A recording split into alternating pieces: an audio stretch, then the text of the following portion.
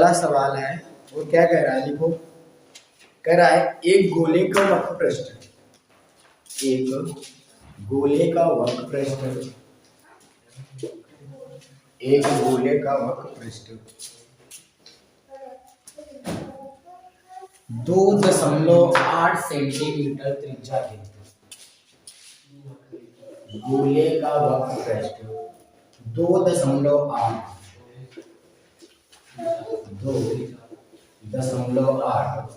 त्रिज्या के वृत्त के क्षेत्रफल के बराबर है।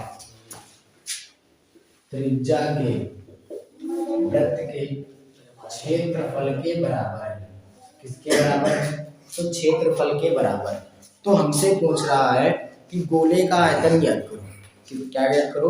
गोले का आयतन। ठीक, हमें देखिए लगाना है, तो ज्यादा हार्ड नहीं है, बिल्कुल सिंपल सा है। हमें देखो पता क्या क्या हमसे बोला क्या है कि गोले का वक्र पृष्ठ वृत्त का क्षेत्रफल का दोनों आपस में बराबर है। ठीक है, लेकिन हमें पता क्या है? वृत्त की त्रिज्या पता है। क्या पता है?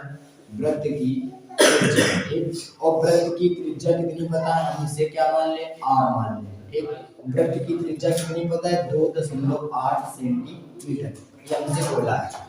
और एक क्या है, एक काम करें क्या कि हम गोले की त्रिज्या क्या मान ले? माना गोले की त्रिज्या, तो गोले की त्रिज्या को हम क्या मान ले? कैपिटल R मान लेते हैं। क्या मान लेते हैं? Capital R। ठीक, हमसे पूछ रहा है कि गोले का आयतन ज्ञात करो। क्या ज्ञात करो? गोले का आयतन। क्या कह रहा है? गोले का आयतन ज्ञात करो। तो गोले का अगर हमें आयतन ज्ञात करना है तो सबसे पहले हमें क्या पता होना चाहिए? गोले की त्रिज्या पता होना चाहिए। क्या पता होना चाहिए? गोले की त्रिज्या। देखो ये तुमने हमसे बोला है गोले का वक्र पृष्ठ। क्या बोला है? गोले का वक्र पृष्ठ। अगर हम गोले के वक्र पृष्ठ का फार्मूला खोलें तो गोले का वक्र पृष्ठ का फार्मूला क्या होता है? 4 पाई r स्क्वायर होता है। लेकिन गोले की त्रिज्या कितनी? कैपिटल R, तो हम यहाँ पर क्या करेंगे? कैपिटल R का होल स्क्वायर। ठीक, बराबर। वृत्त का क्षेत्रफल क्या होता है? तो वृत्त का क्षेत्रफल होता है पाई r स्क्वायर। क्या होता है? पाई r स्क्वायर। पाई से पाई कट गया, ठीक, तो बचा के 4 कैपिटल R स्क्वायर। यहाँ पर क्या बचा? Small r square. Small r का मान दिया गया 2.8, तो लिखो 4 r स्क्वायर बराबर 2.8 इंटू 2.8। दशमलव हटाया, नीचे 0 बढ़ाया, दशमलव हटाया, नीचे 0 बढ़ाया। 4 से कट रहा है तो काट दो। कितनी बार कटेगा?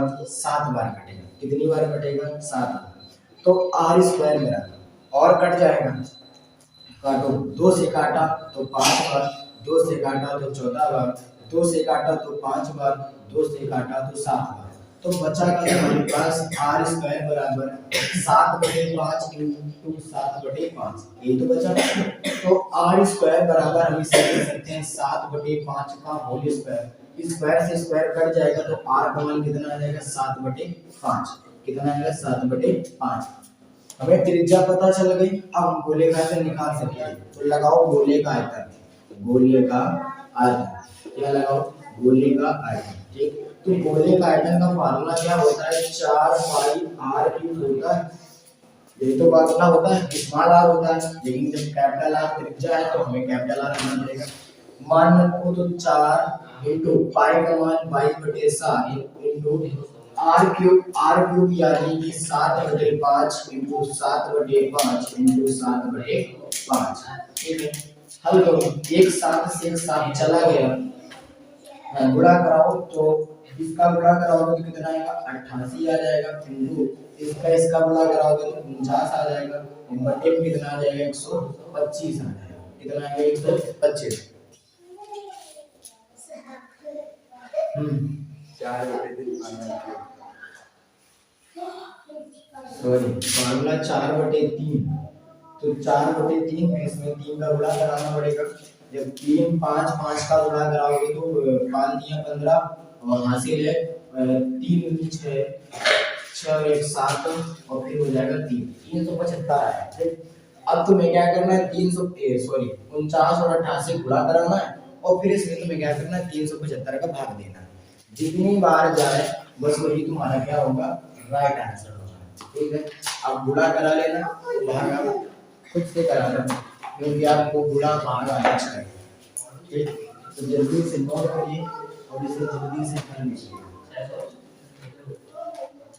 और इसका जो राइट आंसर है वो लगभग 11 दशमलव के बाद कुछ आएगा। 11 के बाद दशमलव के बाद भी कुछ आएगा।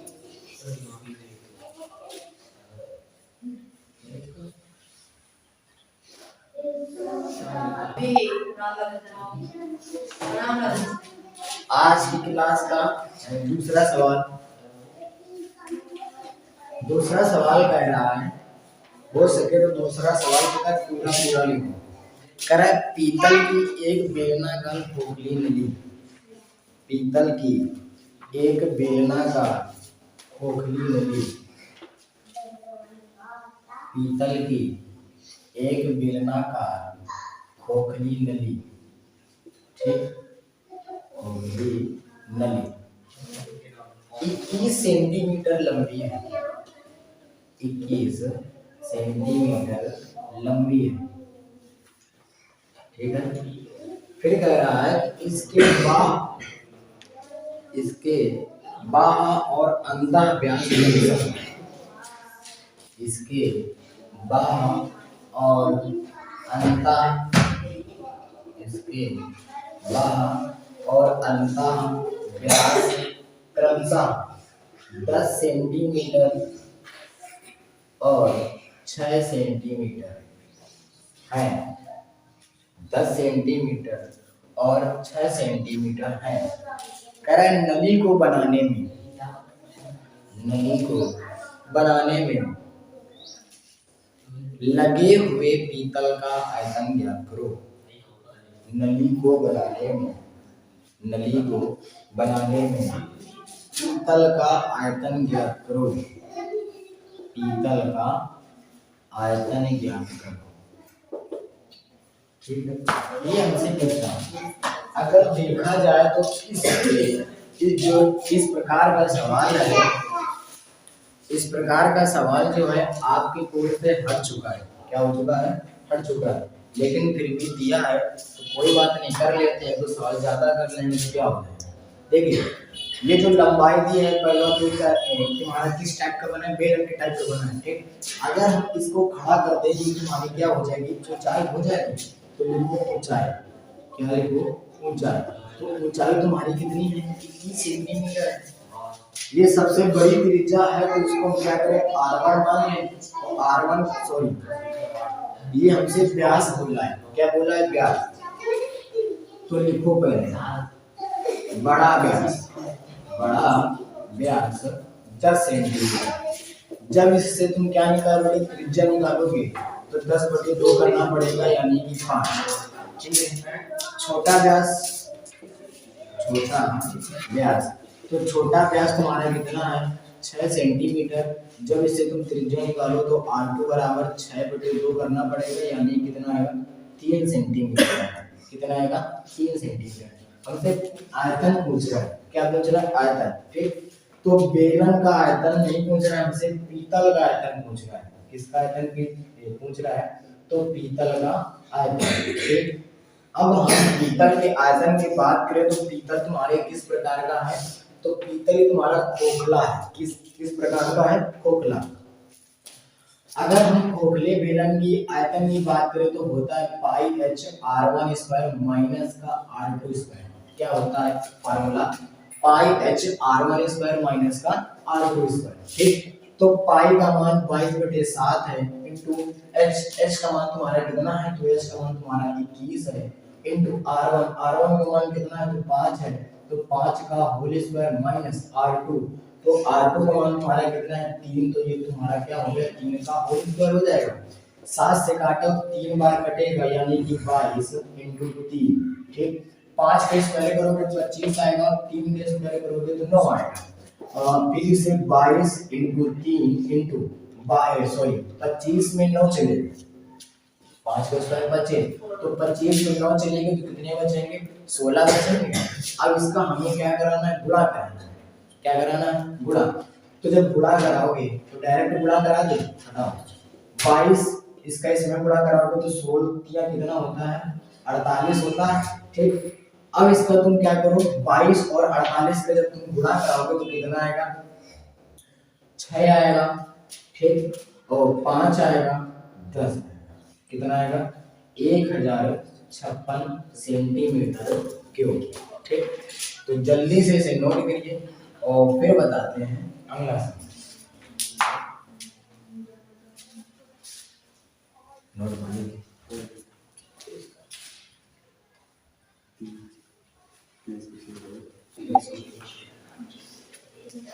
आज की क्लास का तीसरा सवाल, और तीसरा सवाल हमसे बोल कह रहा है यदि समान ऊंचाई वाले, यदि समान ऊंचाई वाले,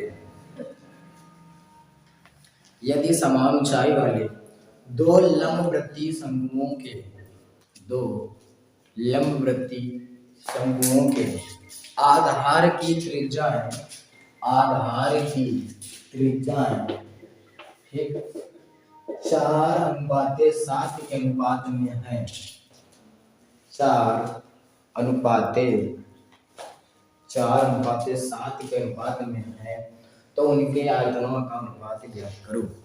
तो उनके आयतनों का अनुपात ज्ञात करो। ठीक, एक बार सवाल फिर से समझो। कह रहा है यदि समान ऊंचाई वाले, मुझे समान ऊंचाई बोला है यानी कि जिसकी पहले शंकु का ऊंचाई है उतनी ही तुम्हारी क्या है दूसरे शंकु की ऊंचाई है। ठीक, दोनों बराबर है। फिर कह रहा है लंबवृत्तीय शंकुओं के आधारों की त्रिज्या 4:7 है। ठीक है, तो उनके आयतनों का अनुपात पूछ रहा है। क्या पूछ रहा है? आयतनों का अनुपात। देखिए ज्यादा कठिन नहीं है। इस सवाल में तुम इस चित्र बनाओ या ना बनाओ कोई दिक्कत नहीं, सीधे लिखो पहले शंकु का आयतन। देखिए अनुपात पूछ रहा है तो इसे बटे भी कर सकते हैं, क्योंकि अनुपात का मतलब बटे या बटे का मतलब अनुपात। तो पहले शंकु का आयतन बटे दूसरे शंकु का आयतन, दूसरे शंकु का आयतन। ठीक, बराबर। अगर हम पहले शंकु के आयतन की बात की जाए तो आयतन सॉरी शंकु का जो आयतन होता है उसका फार्मूला क्या होता है 1/3 पाई होता है, और फिर क्या होता है r² h होता है। ठीक, तो r1 स्क्वायर और हमें h1 करना पड़ेगा। ठीक, और फिर हम दूसरे शंकु के आयतन की बात करें तो यहाँ पर क्या हो जाएगा 1/3 r2 स्क्वायर इंटू h2 हो जाएगा। यही तो होगा, लेकिन पता है हमसे बोला क्या है, चलो छोड़ो 1/3 पाई से 1/3 पाई कट गया, r1 का मान यहाँ से कितना हो जाएगा 4, तो 4 का होल स्क्वायर इंटू h1 बटे r2 स्क्वायर है तो r2 का मान यहाँ से कितना हो जाएगा 7, तो 7 का स्क्वायर इंटू। लेकिन पता है हमसे एक चीज बोला है क्या कि जो h1 है वो तुम्हारा h2 के बराबर है। क्या है? जो h1 है वो तुम्हारा h2 के बराबर है, तो इनके स्थान क्या कर सकते हो बदल सकते हो, यानी कि h2 की जगह h1 रख सकते हो या h1 की जगह h2 रख सकते हो। ये तुम्हारा कट जाएगा। 4 का स्क्वायर किया कितना है 16, 7 का स्क्वायर कितना किया 49, तो आयतन तो सॉरी अनुपात तुम्हारा कितना आएगा आयतनों का, तो 16:49 आएगा। कितना आएगा 16:49। ठीक, तो जल्दी से नोट करिए और फिर हम अगला सवाल बताते हैं।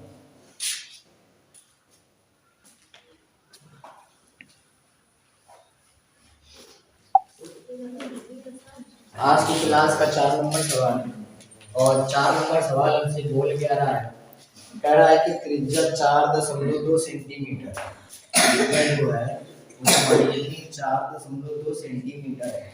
कह रहा है त्रिज्या 4.2 सेंटीमीटर वाले धातु के गोले को पिघलाकर, ठीक, ये तुम्हारा किसकी त्रिज्या है कि गोले की त्रिज्या है। किसकी त्रिज्या है? गोले की। ठीक, कह रहे गोले को पिघलाकर त्रिज्या 6 सेंटीमीटर वाले बेलन के रूप में डाला जाता है। ये तुम्हारी क्या है?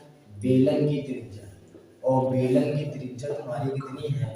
तो बेलन की त्रिज्या तुम्हारी 6 सेंटीमीटर। कह रहा है बेलन के रूप में डाला जाता है, तो बेलन की ऊंचाई बताओ। किसकी ऊंचाई बताओ?